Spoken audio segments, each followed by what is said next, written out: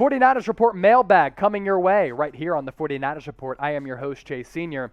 I've been eating up with Magic Spoon, just like Kyle Shanahan has been eaten up against opposing defenses. You can do the same and get $5 off your purchase by going to magicspoon.com/49ers Report. That link for that discount code is in the description as well as the comment section of this video.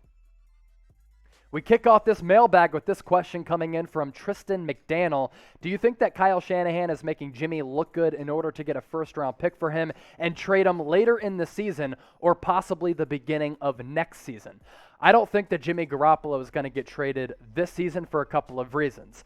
I think Trey Lance, if he was ready to play, would be your starting quarterback. Kyle Shanahan is an offensive wizard. If he was alongside Trey Lance, and he saw that he was ready to go in training camp as well as the preseason, I think Trey Lance would be your starter because I think he would make this offense so much more dynamic. I also think that there are so many advantages and pluses of having Jimmy G on this roster to help bring along Trey Lance, to help tutor him, and I think that Jimmy Garoppolo is an above-average quarterback. He's got a 24-8 record as a starter. That is an excellent winning percentage, and this is a team that has Super Bowl aspirations this year, so I think it's smart to keep Jimmy G on the roster this year. Now, going into next offseason, going into the 2022 season, you have to figure that Trey Lance is going to be ready to play. And with that salary cap number for Jimmy G, pretty high. I think it's in the mid-20s in terms of millions of dollars. I don't think it makes a lot of sense to keep Jimmy G on the roster then because you want to extend players like Nick Bosa. So maybe a trade could happen after this year. I do not think it's going to happen this year. Move ahead in this mailbag with this question coming in from Orlando Ventura. Thank you for this question, my guy. Is there a chance Jalen Hurd will return this Sunday for the wide receiver squad? No chance. Why is that? Jalen Hurd is on injured reserve, so he is not eligible to play for the first several weeks of the season. He's trying to come back from that torn ACL, in which he suffered in training camp in 2020. Kind of crazy to me that Nick Bosa suffered his torn ACL in week 2 last year against the Jets. He's already back, looking like an all-pro caliber player, whereas Jalen Hurd, we're more than a year removed from his torn ACL, as well as those back injuries, which happened 2 years ago.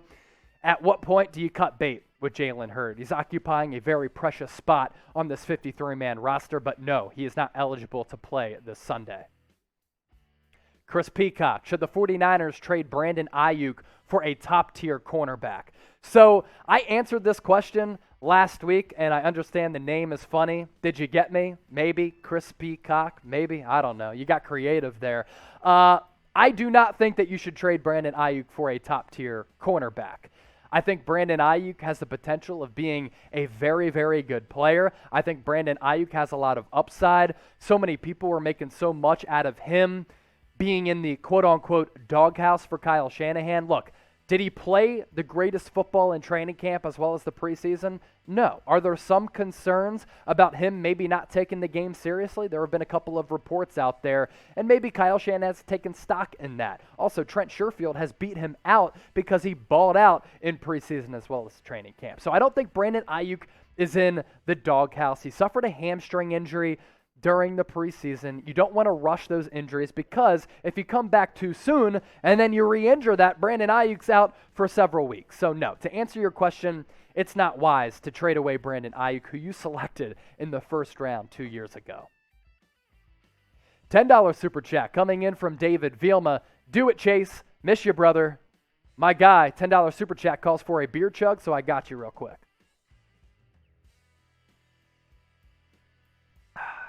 Another super chat coming in. $5 super chat from Cruxx98. These next 2 games for the Niners will let us know what kind of season we're going to have. Our running back room is thin, and we're a run-first team. $5 super chat, I got to take a sip. So I thought the Eagles game was telling, and so many people were freaking out about that victory, saying, oh my gosh, the Niners offense, they were inconsistent. They didn't pick up a first down in the first quarter for the first time since 2016. The defense got gashed for big plays in that first half. They gave up 1 touchdown. It came in garbage time. They buckled down in the red zone. I thought the defense made some nice adjustments. The offense right before the half gut punched to Philly and that sold-out crowd in South Philadelphia going 96 yards right down the Eagles' throat. That was a statement drive. And I think the Eagles are a sneaky good team. They're very physical at the lines, and I thought the Niners held up very well in that regard. So I thought that was a telling game. But, of course, when you go up against the Green Bay Packers, coming off that NFC Championship appearance last year in which they lost to Tom Brady and the Tampa Bay Buccaneers, the Niners, the Packers, they both have Super Bowl aspirations, and the Packers were able to put it together on Monday Night Football against a bad Detroit Lions team. So yes, I do think this game will go a long way in figuring out who the Niners are, and then the next couple of weeks, you go up against divisional foes like the Arizona Cardinals and the Seattle Seahawks. Those are going to be instrumental and monumental games in this gauntlet of a division. This is what I want you to do right now. Sunday Night Football game coming up on Sunday. We'll be doing a watch party for it right here on the channel. Last week, 70,000 people joined us. Hopefully, we surpass that number this week. Predict the score in the comment section between the Niners and the Packers. Do that right now. I think the Niners win big. BONNIE-N-BOSA, sup Chase, guess what I'm going to, the home opener. I'm so pumped. Section 232, row 2, are you going? So we're coming to you from our Chat Sports studios in Dallas, Texas. I'm going to be doing a watch party right here in this studio. So no, I will not be going to the game because I have to work with my guy, producer Jack Lauderay.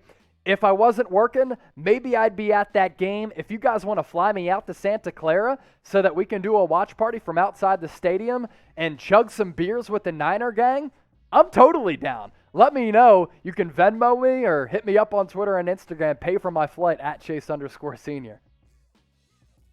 Alpha Dr. 20, he is such an alpha. Do you think Aiyuk will get more playing time on Sunday? So he actually got more playing time in week 2 than did Trent Sherfield. And in week 1, Brandon Aiyuk played in less than 50% of the snaps and was not targeted. I think as Aiyuk continues to come back from that hamstring injury, he's going to get more and more playing time. I know Jair Alexander is one of the best cornerbacks in the league, but this is a Green Bay Packers secondary that you can target, exploit, and take advantage of. Brandon Aiyuk can be a big part of that equation on Sunday night. Dave Zobel Jr., what's with this rumor that people are calling us 49ers pretenders or frauds just like 2019? Obviously, the Niners weren't frauds in 2019 because they made it to the Super Bowl, but prior to that season, nobody was taking stock in San Francisco being a legitimate team. And people slept on them, and they proved a lot of people wrong, and they had a 21-10 lead in the fourth quarter of that Super Bowl against the Chiefs. I think the Niners are legit this year. I've said they're a playoff team. They can win the NFC West. I think they can make a run at a Super Bowl, pending health. They got hit very hard with injuries in week 1. As long as their key players can stay healthy this year, they have a great coach, they have a general manager and an owner that are aggressive and willing to spend. They have top premier talent on both sides of the ball. Special teams has been a very pleasant surprise. Robbie Gould's been pretty good. Mitch Wishnowsky is punting the hell out of the ball. They came up with a blocked field goal on Sunday against the Eagles. So in all 3 phases, I think they check the boxes there. They just have to stay healthy, Dave. Jack Daniels. I love me some Jack Daniels. I'm a big fan of whiskey and tequila. Richard Sherman and Frank Gore. What's the downside of signing them?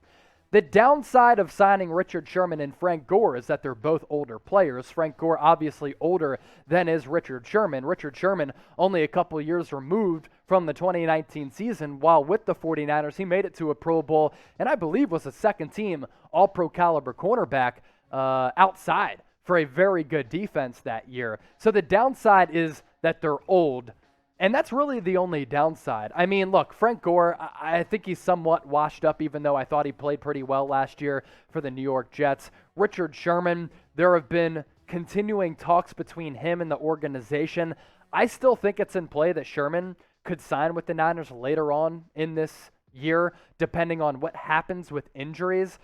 They're already thin at that position. That's why they had to go after Josh Norman and last week signed Dre Kirkpatrick. So if another injury happens in the secondary, maybe you bring back Sherman. He's going to continue to try and get back in shape. He has to figure out his legal situation. He's facing 5 misdemeanors. So, yeah, I mean, those are the downsides there. Pick one between these two. Frank Gore or Richard Sherman? Obviously, Gore from 2005 to 2014 had a historic career.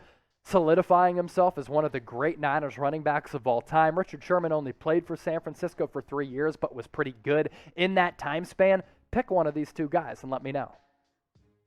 Darryl McCollum, he already sent us a $20 super chat earlier during our live show as we record this on Tuesday night. Now he's hitting me with this question. How about the young corners against Aaron Rodgers?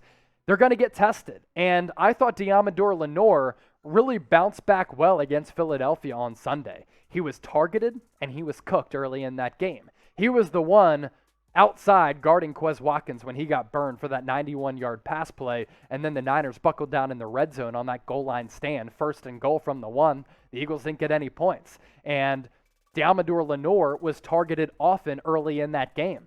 But you really didn't hear his name in the second half, and that's usually good news when you're a cornerback. That means that you're not getting cooked or exposed. So they're going to have another big test against Aaron Rodgers. I think Lenoir, out of the 5th round, has already proven to be somewhat of a steal. He's physical, he's fast, never scared of the moment. Ambry Thomas was inactive against Philly. Wouldn't surprise me if he's inactive again next week, but it's going to be a test, no doubt, against a future Hall of Famer and the reigning MVP. Vihaan Mittal, where does Nick Bosa rank among edge rushers in your opinion? He has to be one of the best. Nick Bosa has been so good so far this season. Couple sacks against the Eagles, had a sack in week 1 against the Lions. He is fully back coming off that torn ACL. So you'd be hard-pressed to find a better edge rusher than Nick Bosa. There's a reason why he gets held all the time. It's because tackles are so scared going up against him, and he's so quick and powerful coming off the edge. He has such a great blend of power, speed, technique, and moves. If he's not the best edge rusher in the game, he's certainly top 5. GamerDude, last question in this mailbag. How many touchdowns will Jimmy Garoppolo get this Sunday against the Packers? So, in each game, he's thrown for 1 touchdown. Can he throw for 2 against the Packers? I do think there can be some mismatches against this Packers secondary. I don't love them at the safety position. Outside of Jair Alexander, as I mentioned, it's not like they're incredibly deep at the cornerback spot. So let's say Jimmy G throws for 2 touchdowns. I think the point of emphasis for Kyle Shanahan and this Niners offense is going to be on the ground. They have the physical advantage at the lines, both offensively and defensively against Green Bay. In the last 2 seasons, Green Bay has not fared well against physical football teams, especially against the Niners. I think that's going to be the matchup that you try to exploit, but good vibes in here. Jimmy G, 2 touchdowns. Make sure you subscribe to the 49ers Report over the weekend when we had 70,000 people join us live for our 49ers versus Eagles watch party. We were able to surpass 40,000 subscribers. That makes us the largest and best 49ers news and rumors channel right here on YouTube. If you want entertaining and informative 49ers coverage that's unlike anything out there on the internet, smash that subscribe button and be a part of the faithful family here at Chat Sports.